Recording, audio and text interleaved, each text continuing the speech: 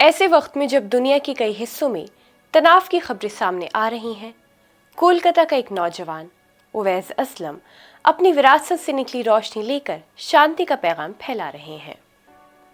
ये कहानी है उस शख्स की जिसकी नसों में यहूदी, ईसाई और इस्लामी परंपराओं का संगम बहता है और जिसने इस संगम को अपनी ताकत बनाकर इंडिया प्लूरलिज्म फाउंडेशन की नींव रखी। एक ऐसा पुल जो अलग अलग आस्थाओं को जोड़ता है, तोड़ता नहीं। आदाब, मैं हूँ आपके साथ अमीना माजिद और आप देख रहे हैं आवाज़ वॉइस। उवैस असलम की रंगों में 3 महान आस्थाओं की विरासत बहती है, यहूदी, ईसाई और इस्लामी। वो बताते हैं उनकी दादी यहूदी थी, दादा मुस्लिम और परदादा ईसाई। उन्होंने अपने घर में ही सद्भावना और आपसी सम्मान का माहौल देखा, जिसने उन्हें इसे समाज में और आगे बढ़ाने के लिए हौसला दिया। ये एक ऐसा संगम है जिसने उन्हें सिखाया कि आस्थाएं एक दूसरे से लड़ने के लिए नहीं बल्कि जोड़ने के लिए होती हैं। उनकी अहम पहलों में से एक है अंतरधार्मिक अड्डा, जो कोलकाता की सड़कों पर शुरू हुआ है।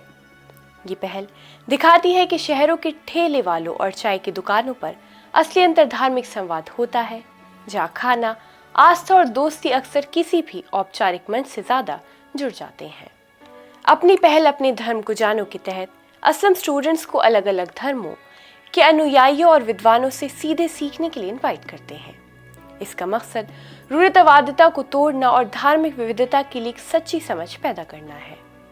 गाजा और इजराइल के बीच मौजूदा तनाव को देखते हुए उन्होंने सलाम शालूम जैसी पहल की शुरुआत की, जो यहूदी मुस्लिम अंतरधार्मिक संवाद को बढ़ावा देती है। उवैस असलम मानते हैं कि भारत में अंतरधार्मिक काम महिलाओं के नेतृत्व के बिना पूरा नहीं हो सकता, खासकर सामुदायिक स्तर पर। उनकी शांति सलाम पहल हिंदू और मुस्लिम युवाओं, खासकर महिलाओं और धार्मिक नेताओं को एक साथ लाती है। उवैस असलम का मिशन ऐसी जगह बनाए रखने का है जहां आस्था संघर्ष की वजह नहीं बल्कि जुड़ाव की शक्ति बन सके। अपनी पहलों के जरिए से वो ये साबित कर रहे हैं कि भारत की विविधता ही उसकी सबसे बड़ी ताकत है।